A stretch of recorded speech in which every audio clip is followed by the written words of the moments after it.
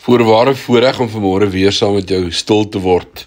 Vanmôre die 27ste oggend in 2 Petrus.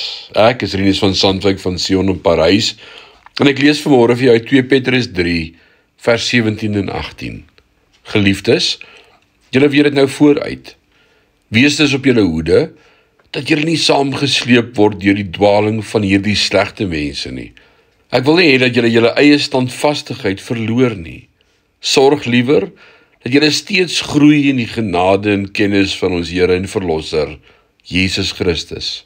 Aan hom behoort die heerlikheid vir altyd en altyd. Amen. Ek wil vanmôre vir jou sê, Petrus sê vir jou, jy ken die waarheid. Alhoewel dit waar is dat geloof gedrag beïnvloed, is dit ewe waar dat gedrag geloof beïnvloed.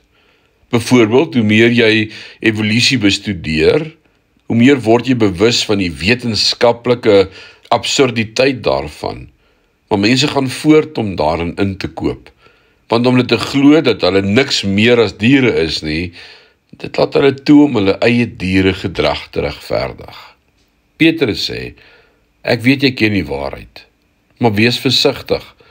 Want as jy kies om in jou vleeslikheid te lewe, sal jy eintlik jou teologie verander om jou sonde te regverdig. Petrus sluit nie af deur te sê, groei in toewyding of groei in ywer of groei in heiligheid nie. Hy sluit af deur te sê, groei in genade. Want genade is nie die beginpunt nie. Genade is die enigste punt.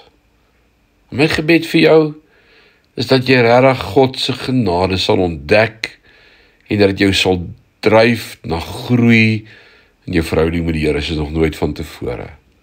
Môre begin ons 'n spesiale nuwe reeks. Mag die Here jou seën in hierdie dag. Amen.